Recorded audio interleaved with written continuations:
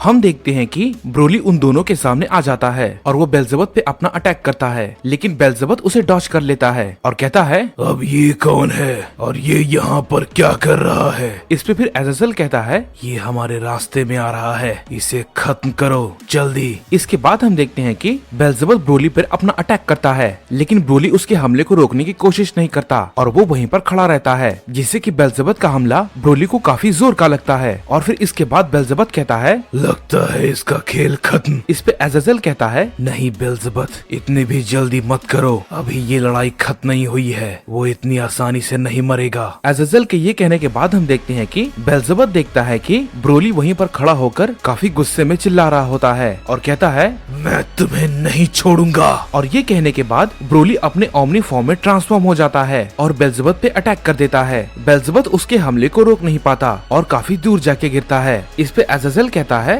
आखिर ये है क्या? इसके पास इतनी ताकत कैसे है? मुझे विश्वास नहीं हो रहा, ये आखिर ऐसा कैसे कर सकता है? मैंने कभी नहीं सोचा था कि बेल्ज़ेबुथ का भी कोई मुकाबला कर पाएगा। इसके बाद फिर हम देखते हैं कि बेल्ज़ेबुथ काफी गुस्से में होता है और वो कहता है तुम्हारी इतनी हिम्मत, तुम इसके लिए पछताओगे। ये कहने के बाद बेल्ज़ेबुथ ब्रोली पे अपना कंटिन्यू हमला करता रहता है। इस पे ट्रंक्स कहता है मुझे समझ नहीं आ रहा कि ब्रोली आखिर यहाँ पर कैसे आया, क्या इसे भी किंग यामा ने यहाँ पर भेजा है? लेकिन आखिर ऐसा क्यों? वो एक एक करके हम सभी को यहाँ पर आखिर क्यों भेज रहे हैं? क्या सिर्फ वो क्रिस्टल के लिए? लेकिन उस क्रिस्टल में आखिर ऐसा क्या है जिसके लिए किंग यामा सभी को यहाँ पर भेज रहे हैं? इस पे फिर हर्ट्स कहता है मैं जानता हूँ ट्रंक्स, तुम क्या सोच रहे हो, मेरा भी बिल्कुल यही सवाल है, आखिर इसके पीछे क्या वजह है? मुझे भी उस क्रिस्टल का राज समझ में नहीं आ रहा, आखिर वो इतना जरूरी क्यों है? लेकिन तभी हम देखते हैं कि गोकू को अचानक से होश आ जाता है और फिर इसके बाद ट्रंक्स कहता है गोकू क्या आप ठीक हैं? इस पे गोकू कहता है क्या तुम मुझसे पूछ रहे हो? मेरे सामने से हट जाओ। और ये कहने के बाद हम देखते हैं कि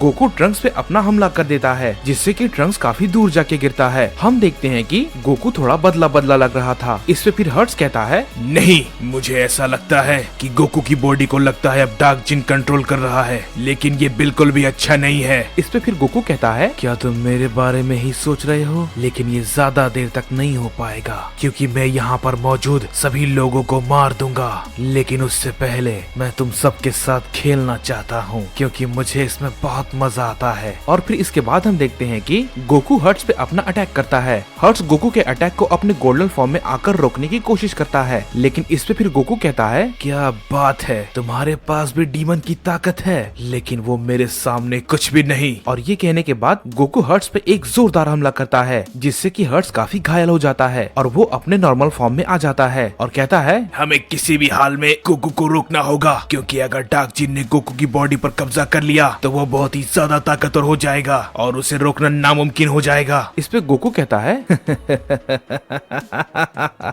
तुम में से किसी में भी इतनी ताकत नहीं जो कि मुझे रोक पाए। मैं डीमन रेल्म के सारे किंग को खत्म कर दूंगा और उस क्रिस्टल को ढूंढकर यहाँ से लेकर निकल जाऊंगा। इस पे अज़ाज़ेल कहता है लगता है डार्क जिन ने इसकी बॉडी पर कब्जा करना शुरू कर दिया है, लेकिन मैं जानता हूँ डार्क जिन ने अभी पूरी तरीके से इसकी बॉडी पर कब्जा नहीं किया है, क्योंकि मैं इसे महसूस कर सकता हूँ। मुझे इसे किसी भी हालत में रोकना होगा। ये कहने के बाद अज़ाज़ेल गोकू पे अटैक कर देता है, लेकिन गोकू उसके अटैक को इजीली डॉज कर लेता है। अज़ाज़ेल ये देखने के बाद काफी चौंक जाता है और कहता है इसने आखिर ये कैसे किया? अज़ाज़ेल कुछ और कह पाता कि तभी हम देखते हैं कि गोकू अपना अटैक उस पे कर देता है, जिससे कि वहाँ पर काफी बड़ा धमाका होता है और अज़ाज़ेल काफी जख्मी हो जाता है। उधर दूसरी तरफ हम देखते हैं कि ब्रोली अपने ओमनी फॉर्म में बेल्ज़ेबुथ से लड़ रहा होता है और वो अपना हमला लगातार उस पे किए जा रहा होता है। बेल्ज़ेबुथ उसे रोकने की बहुत कोशिश करता है, लेकिन वो उसे रोक नहीं पा रहा था। उधर गोकू को हम देखते हैं कि जो कि धीरे धीरे ट्रंक्स की तरफ बढ़ता है। गोकू ट्रंक्स से कहता है मुझे तुम्हारे पिता से बहुत ही नफरत है, अगर वो यहाँ पर होता तो मैं सबसे पहले उसे खत्म करके उसे इरेज कर देता, क्योंकि उसने मुझे धोखा दिया है। उसने मुझे उस टाइम चेम्बर के अंदर बंद कर दिया, मैं वहाँ पर कई सालों से बंद रहा। अगर गोहान ना होता तो मैं मारा जाता,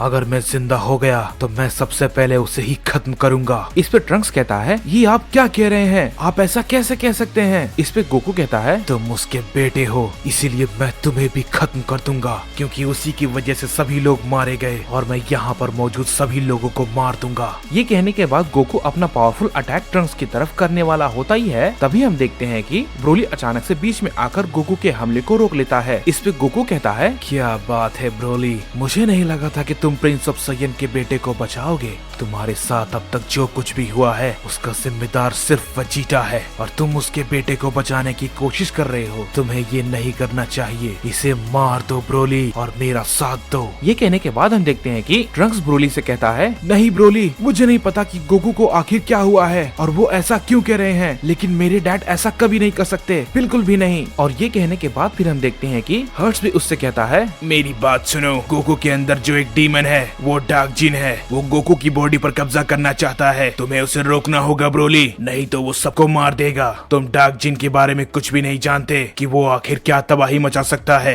मैंने उसके तबाही के मंजर को देखा है और अगर वो किसी ताकतवर व्यक्ति पे हावी हो जाए तो वो बहुत बड़ी तबाही मचा सकता है। मैं तुम्हें ये शब्दों में बयान नहीं कर सकता ब्रोली। उन्हें बेवजह लोगों को मारना बहुत ही ज्यादा पसंद होता है। वो उनका पेशा होता है और उसकी वजह से उसकी ताकत और भी ज्यादा बढ़ती जाती है। उसने अभी तक गोकू की बॉडी पर पूरी तरीके से कब्जा नहीं किया है। उसे अभी के अभी रोक दो ब्रोली, क्योंकि तुम ही उसे रोक सकते हो। लेकिन अगर उसने एक बार गोकू की बॉडी पर पूरी तरीके से कब्जा कर लिया तो फिर उसे रोकना नामुमकिन हो जाएगा। इस पे फिर गोकू कहता है, क्या बात है, तुम तो मेरे बारे में काफी कुछ जानते हो, लेकिन तुम अब और बकवास नहीं कर पाओगे। ये कहने के बाद हम देखते हैं कि गोकू हर्ट्स पे अपना हमला कर देता है, लेकिन ब्रोली उसके हमले को रोक लेता है। इस पे फिर गोकू कहता है, तो लगता है तुमने फैसला कर लिया है कि तुम मेरा साथ नहीं दोगे, और अब जब तुम मेरा साथ नहीं देने वाले तो मैं तुम्हें भी मार दूंगा।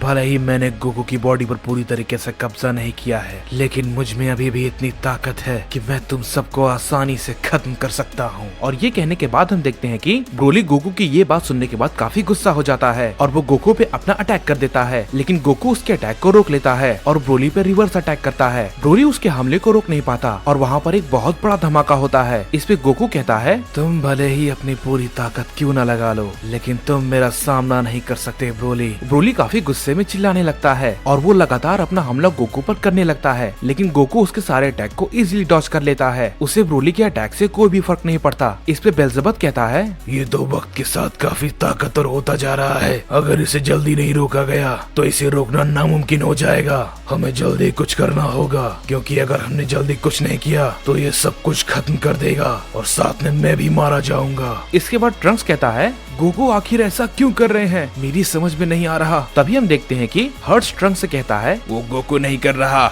उसके अंदर का डार्क जिन ये सब कर रहा है। तुम इसके बारे में कुछ भी नहीं जानते ट्रंक्स। डार्क जिन किसी के अंदर भी इतनी आसानी से नहीं आते। लगता है गोकू के अंदर कहीं ज्यादा नफरत छुपी हुई होगी, क्योंकि इसे पैदा होने में काफी वक्त लगता है। मुझे पता नहीं ये कैसे हो सकता है, लेकिन ये सच है। इसके पीछे क्या वजह होगी मैं ये नहीं जानता, लेकिन ये जो भी है ये बहुत ही ज्यादा खतरनाक है। इसने गोकू की बॉडी पर पूरी तरीके से कंट्रोल नहीं किया है, लेकिन अभी इसका सामना कोई नहीं कर पा रहा। ये फिर भी काफी ताकतवर है। हम देखते हैं कि गोकू बहुत ही बुरी तरीके से ब्रोली को पीट रहा होता है। ब्रोली उसके हमले को रोकने की कोशिश करता है, लेकिन वो रोक नहीं पाता और वो घायल होकर नीचे गिर जाता है। इस पे गोकू कहता है, बस अब तुम सब मरोगे। ये कहने के बाद फिर हम देखते हैं कि गोकू उन सभी पे हमला करने जा ही रहा होता है। तभी हम देखते हैं कि अचानक से गोकू के सर में दर्द होने लगता है और वो जमीन पर गिर जाता है और वो कहता है, नहीं, मैं ऐसा कुछ भी नहीं करूंगा और ना ही मैं तुम्हें ऐसा कुछ करने दूंगा। इस पे हर्ट्स कहता है, गोकू डार्क जिन को अपने आप पे हावी होने से रोक रहा है। गोकू के लिए ये काफी मुश्किल है।